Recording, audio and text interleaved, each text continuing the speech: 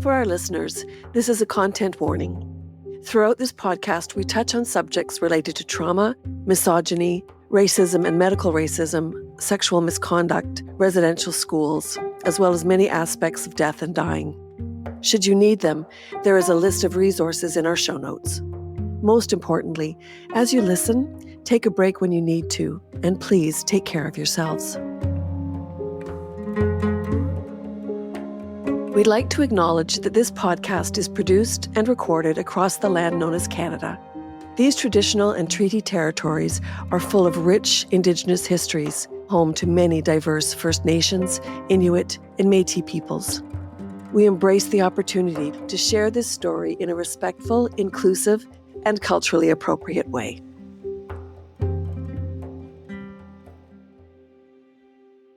I'm Danielle Wilson-Brown. This podcast is about my mom, Marion Brown. She is a visionary, perpetual student, the biggest nerd, and adventure seeker. She is in a one-life stand with my dad, Fred. She's a mother of 3 and new grandmother of 2 beautiful grandbabies. She is a TV and film producer, former musician, family therapist, governance consultant, and soon-to-be ex-council member of Githatha Nation in BC. Oh, and by the way, she also has pulmonary hypertension. There is no cure, and it will take her life.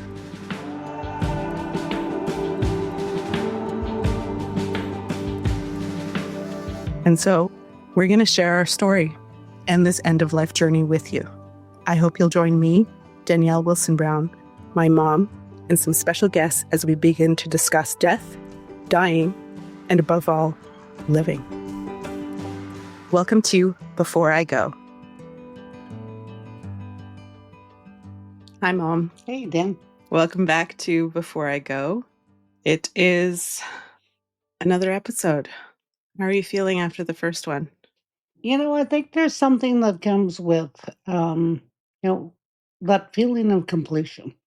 Because there's a nervousness that goes with, starting these conversations. Initiating these conversations are difficult. But I'm pleasantly surprised with how quickly people open up. I think it's important for everybody to be able to have those difficult conversations about all things in life. Yeah, and I think we have a lot of experience having those difficult conversations.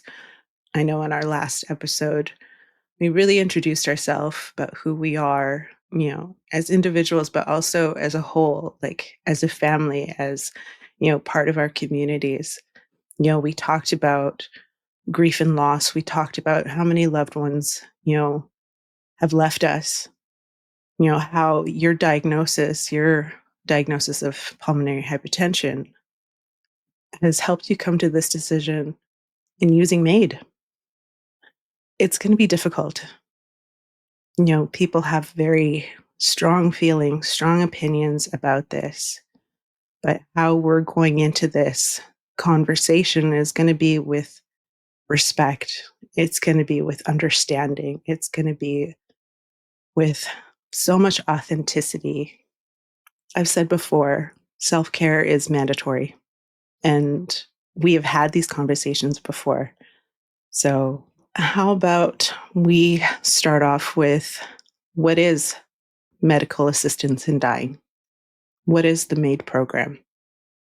I certainly can't make a clinical definition as to what it is.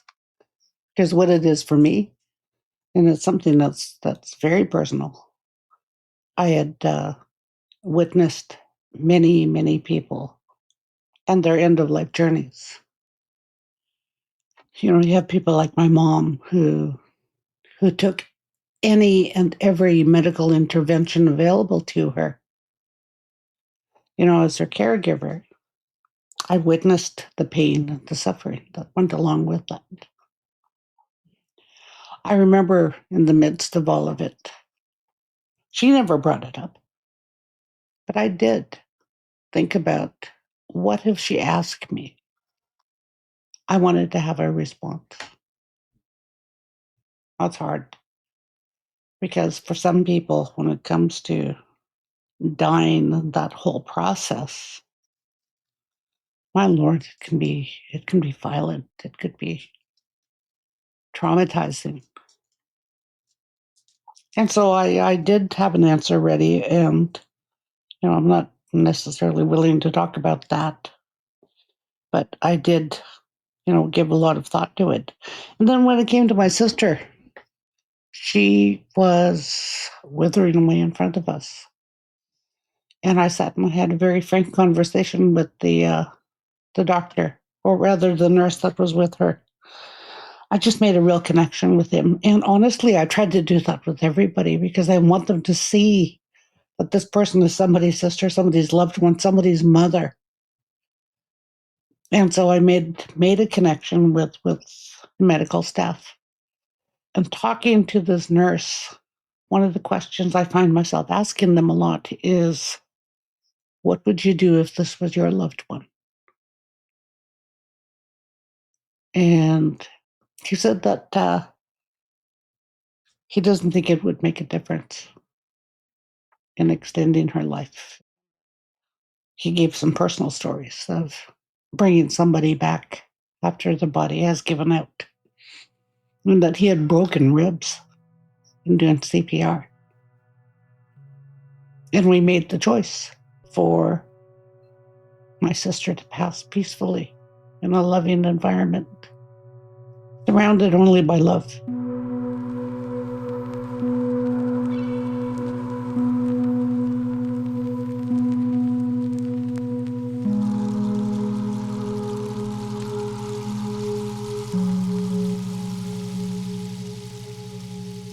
So, when it comes to my choice of using MAiD, and I know we're going to go back to, we have to do the clinical, we have to do the definition of MAiD, but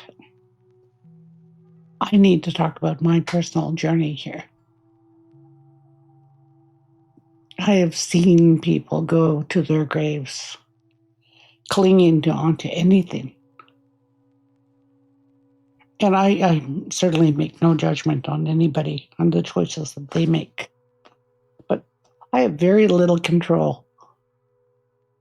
When it comes to my condition, when it comes to what I'm still able to do,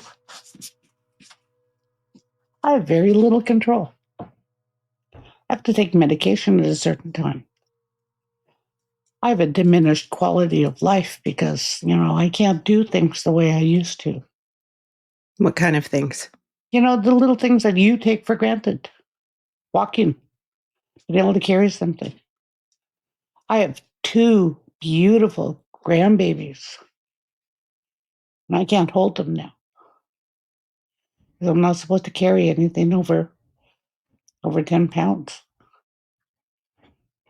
And I remember walking by the couch and Brian jumped on me and I just instinctively caught him. And I almost fainted. Every day, or with every process of this, you lose a little bit of what you're able to do, even participating in family activities. I grew up in a family where we did things for ourselves. Before I could drive, my dad taught me how to change a tire or change oil. Or we just lived independently, and we learned to rely and be independent. And, that's slowly being stripped away. So the choice to use MAiD is just a little bit of control I have right now.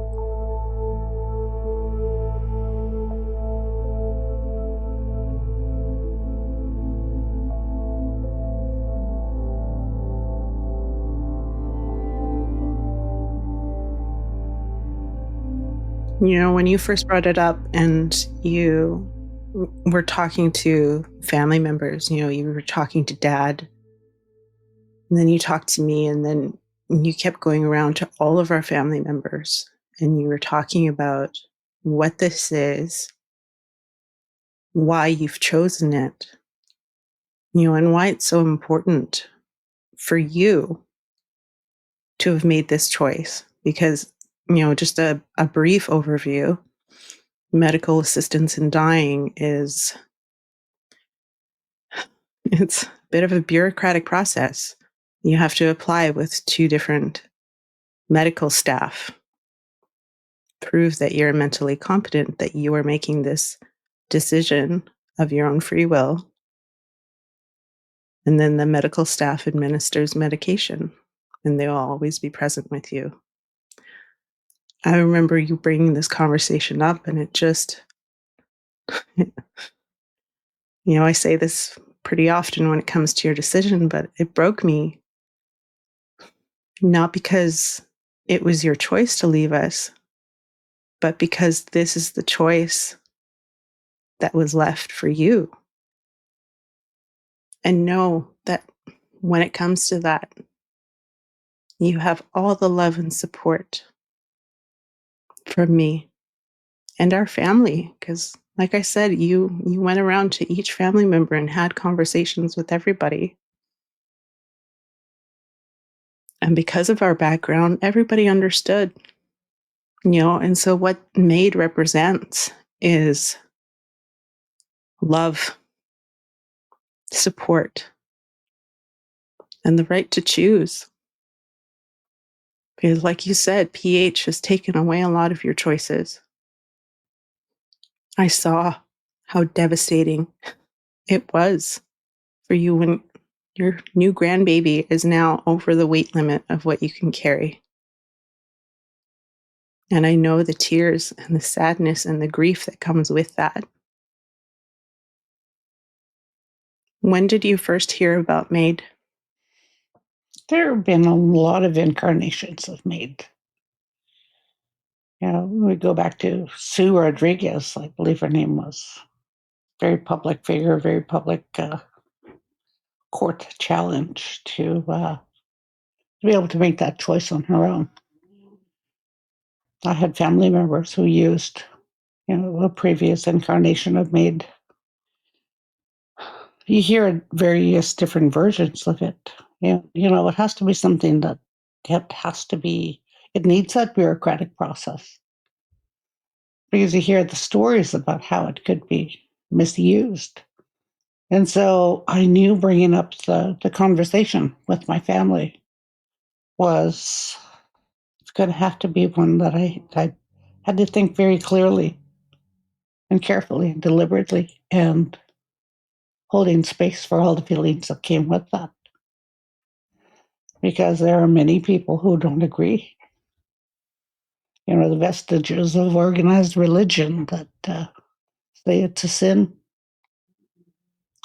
So it was something that has directly impacted my family in the past. It wasn't called MAiD then. Even just movies. They've made movies about it. It's one of those things you don't know until you know. Until you are in the situation where you know there is nothing that can be done for you, that it's an option. It's a sense of control. Do you want to share the story of your family member who used the earlier? My cousin, she had battled cancer for many years, and it just kept coming back. She'd go into remission and would come back. And the last time it just came back with such a vengeance. And she was tired. And so, I heard stories about the day it happened. She spent the morning with her children, and the afternoon with her siblings and her mom, then the evening with friends and loved ones. And then they administered the drug to end her life. And I heard from several people just how beautiful it was that she was surrounded with love. I think of her often about the strength that it took to make that decision. When it came to anything about your illness, your diagnosis, and your medical journey, it has always been a punch to the gut. I've always had to brace myself. I've been to most of your doctor's appointments. I've been to all of your hospital stays. And so it was heartbreaking. For years, I've understood that pH is going to take you from me. And I've watched the decline of your quality of life. Not being able to go for a walk, not being able to go to the beach, not being able to go swimming, not being able to hold your grandbabies. And so that's why I've always supported your decision. Like I said, it was really hard to hear for the first time. How do you think our family coped with it? Much like we talked about in the previous episode, was you just stand and you face it. People of the Buffalo. We're the coastal version of that, but we're people of the Buffalo. And I brought it up individually. So what my sisters and I did as young mothers was we opted for the traditional parenting style. Our children were all of our children, that they had 3 mothers. And so I sat each of my children down and had this conversation. And I met each child where they were. I got to say, talking to Dad was the most difficult. Why was that? There's some, for lack of a better word, guilt about leaving your loved ones. I worry about what it's going to be like for him, or what it's going to be like for you. And I wanted to make sure to touch base with everybody, let them know that they are loved. And if I had any other choice, I would do things differently. But I don't. And you're right, it's the things that are slowly being stripped away that hurt the most. I have grandchildren, these 2 beautiful little souls. There's that fear that they will feel the pain of this loss. I want them to be children. I want them to have a happy life. I want them to know how much I love them, how much I will continue to love them. The last thing you want to do is hurt your loved ones, and this is going to hurt. I was in your position for years. I was the caregiver. And so it allowed me to hold space for you. There's tears. There's nothing wrong with crying. It's not something that has to be fixed. There are no good or bad emotions. I get to cry because I'm sad. I don't get to hold my grandbabies. I don't get to watch my grandbabies grow up.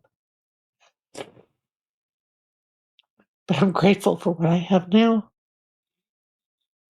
That my heart is just so full. So the self-care part of that is feeling those feelings, falling over and crying, allowing myself to break, knowing that those pieces are going to come back together. There are times where, it feels overwhelming. It feels sad. I'm angry. I'm sad. I'm pissed off. I didn't ask for any of this. And then I'm okay again. I'm all right with where I am.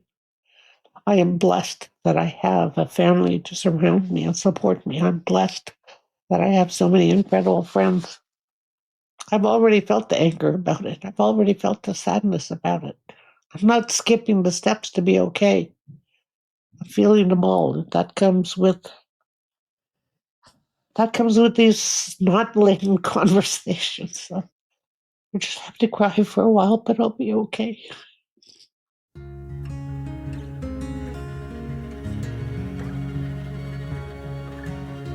I'm Danielle Wilson Brown, and this is Before I Go, a podcast where my mom, Marion Brown, and I have some of the most profound conversations of our lives about her end-of-life journey.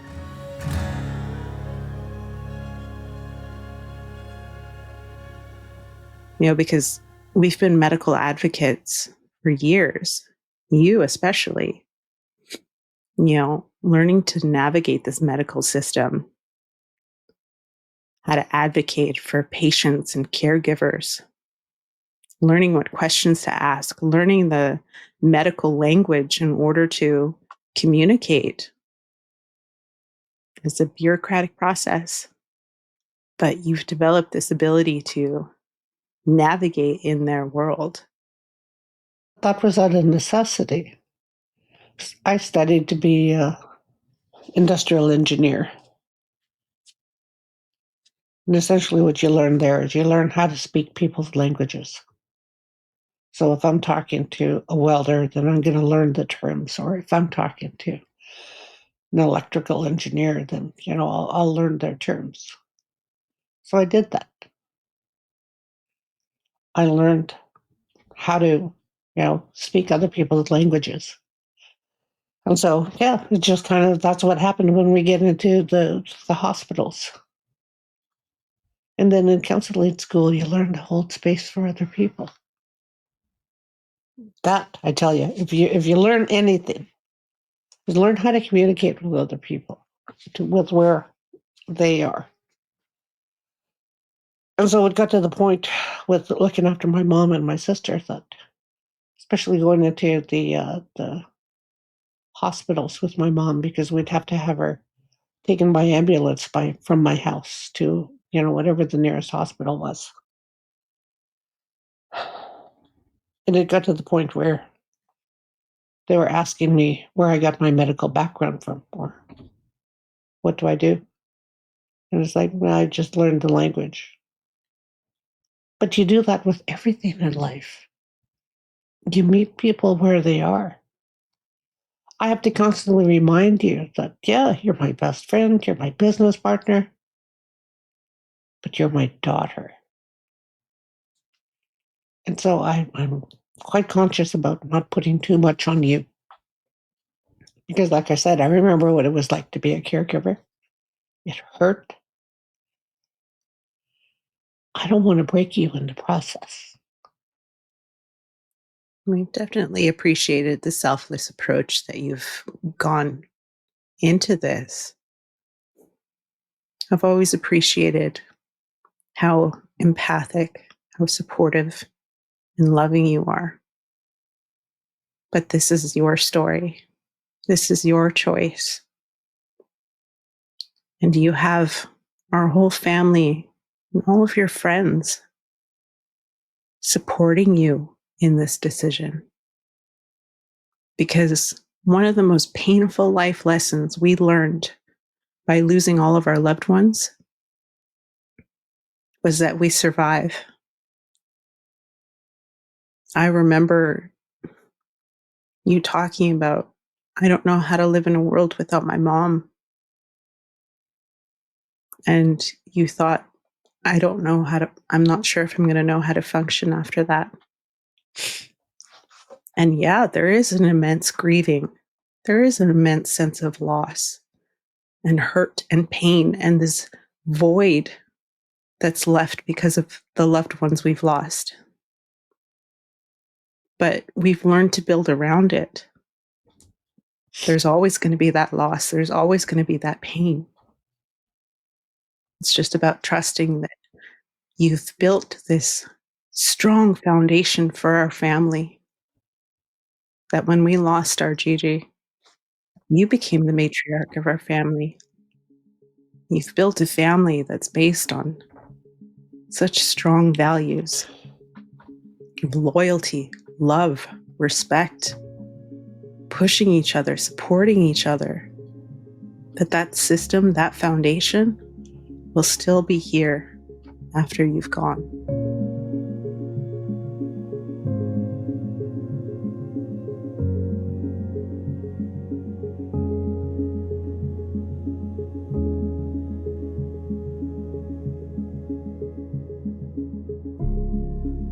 Yeah, as a caregiver, as someone who's been watching you be a medical advocate and caregiver to your family, I've learned a lot. I've felt a lot. Watching a loved one in pain is the worst feeling in the world. There is no sense of control.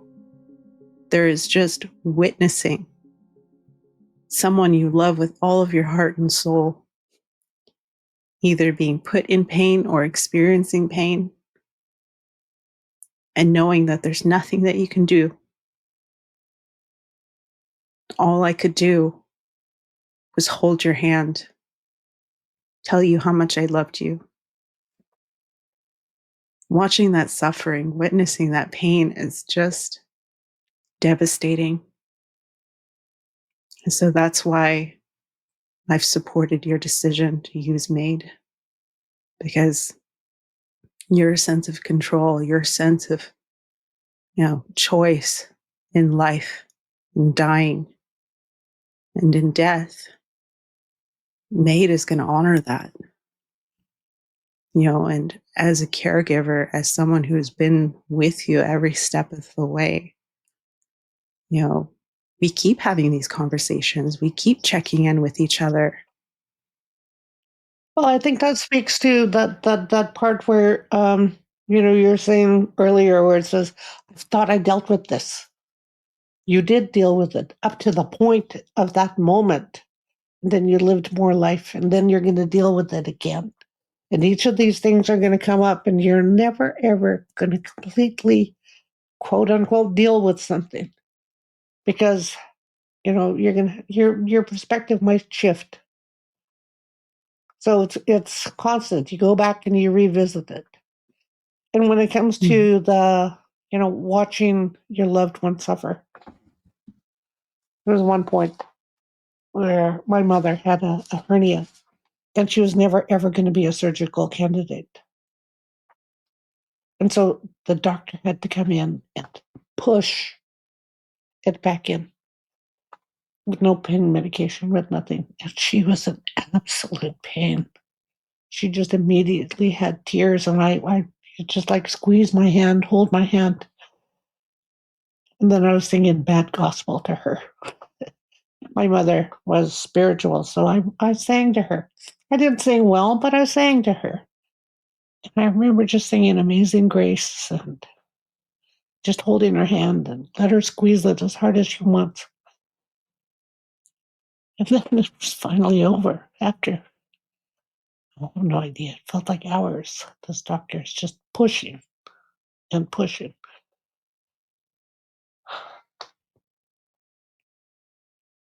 And then when it was over, I was telling her through tears how sorry I was. I'm so sorry it hurt that much.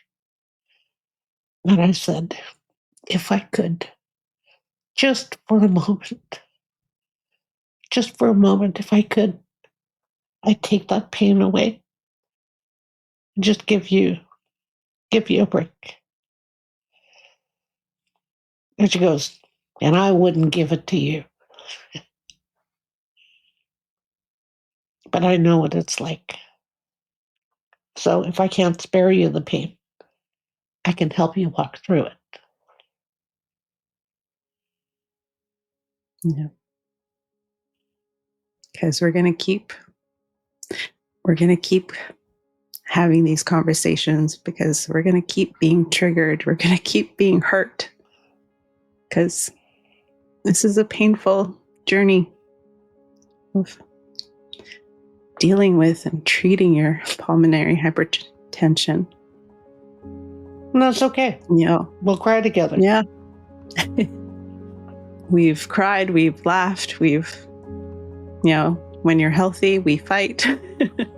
Yeah, you can be kind of irritating sometimes.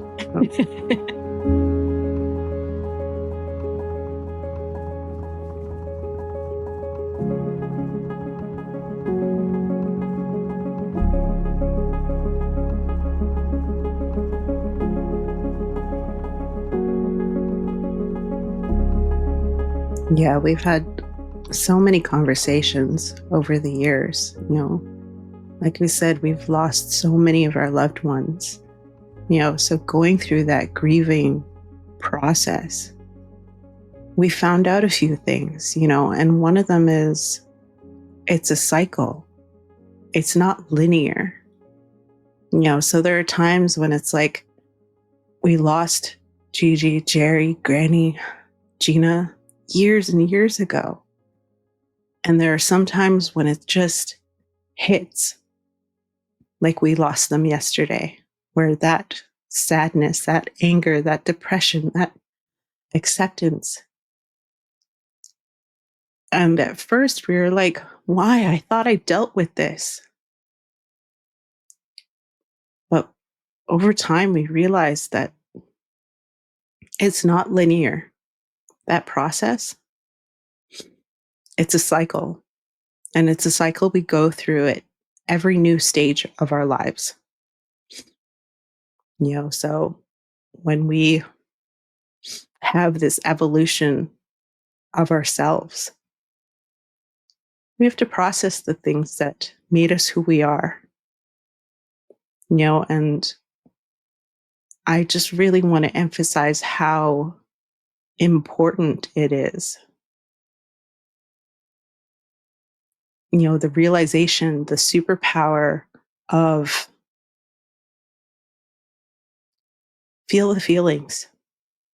It's a very simple term when we say it, but it was so difficult to get to that point because of who we are, because of our caregiver backgrounds, because of, our values of being hardworking. So we have this soldier on mentality.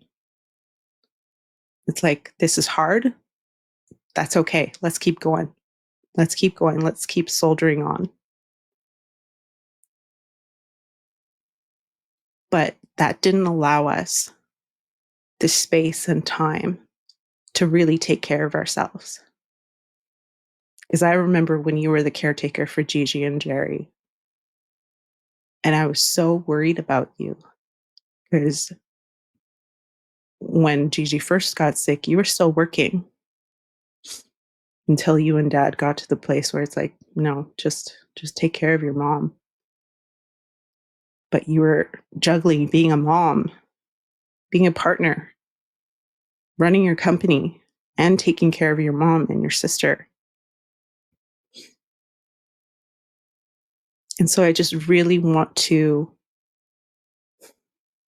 say how proud I am of you, of getting to this point where it's like, you know what? I get to give myself time and space to feel all of these feelings.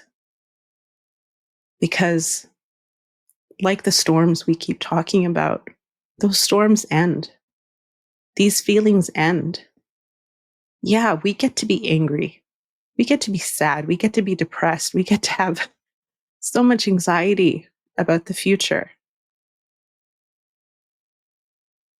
But they're also fleeting. It's not going to be forever. We're not going to be sad forever. We're not going to be angry forever. And as long as we honor ourselves in this process, because we talk about these stories and these lessons that we've learned, but the gravity of how we learned them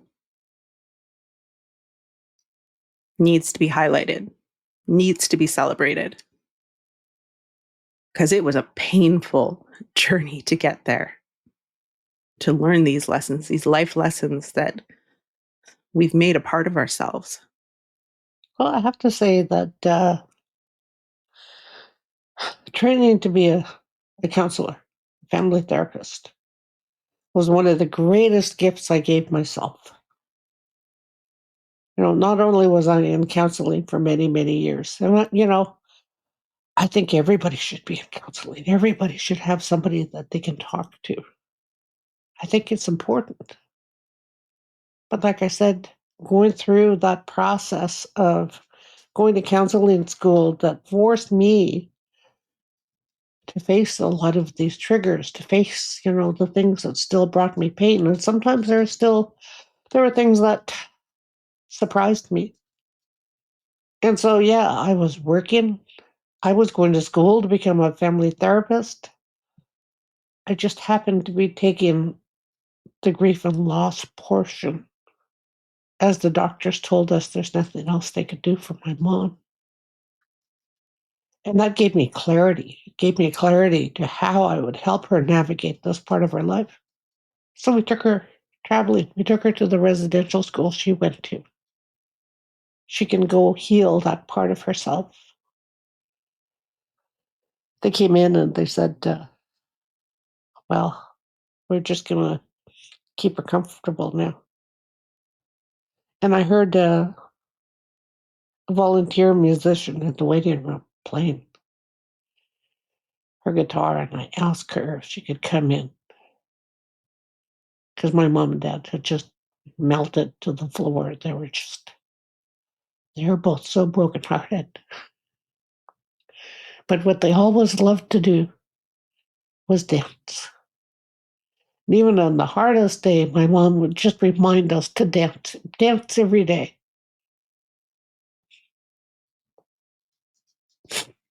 So I went to that waiting room and I asked her if she would come into the room for my parents. And she came in and she played this slow song for them just to dance and hold on to each other.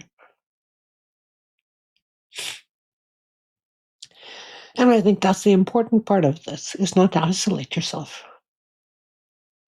Not only are we feeling those feelings when we feel them, but we feel them together.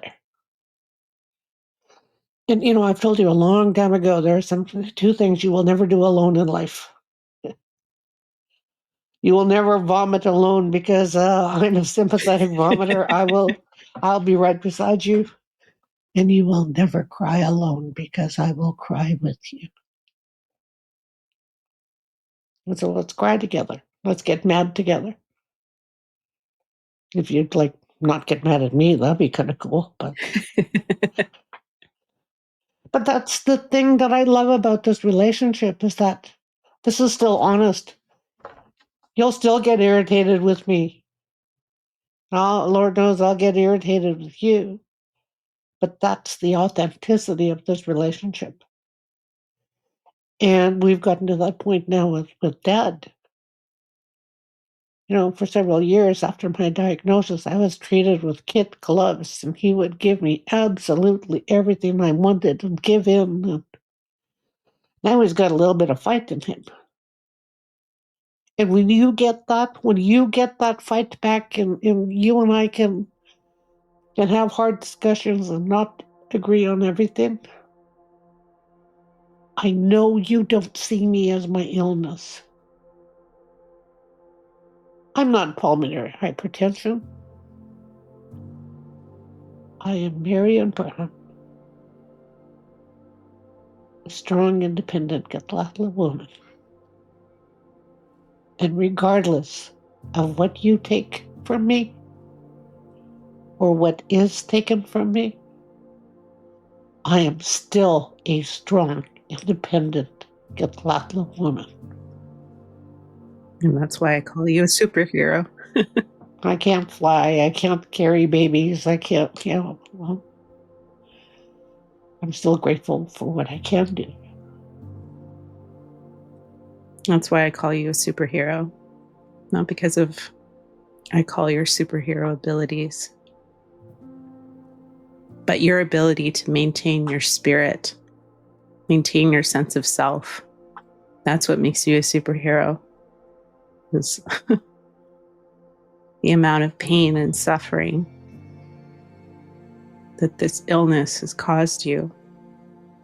You're still you, like you said. You're still my mom. You're still my best friend. And we're still growing together. We're still evolving together. But it's taken a lot of life junk punches to get here. And our experience with your illness, yes, doesn't define who you are. but how we're dealing with it, what we're learning from it, that's what's important. And that's, I think, what we want to share with our listeners.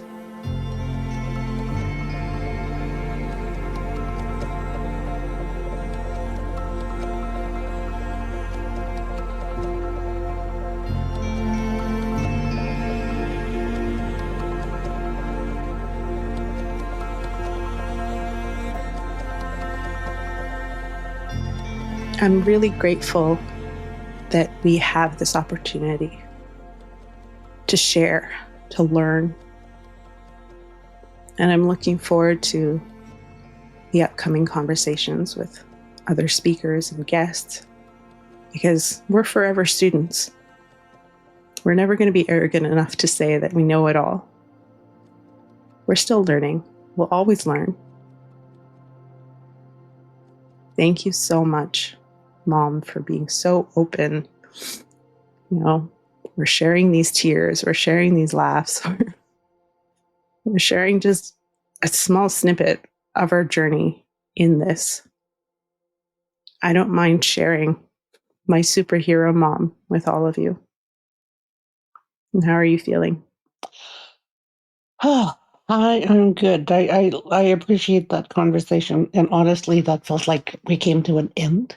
I just want to finish it up with saying that, you have your own superhero strength, that you are an incredible, daughter, friend. You're an amazing Dani that, just that I am grateful for you. I'm grateful that, you're able to take care of yourself. And then I want you to remember that when the time comes, is that fall apart and trust that all your broken pieces will come back together. Yeah.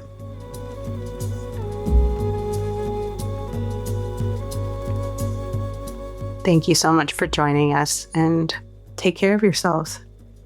Self-care is not a choice. It's mandatory. Figure out how to take care of yourself.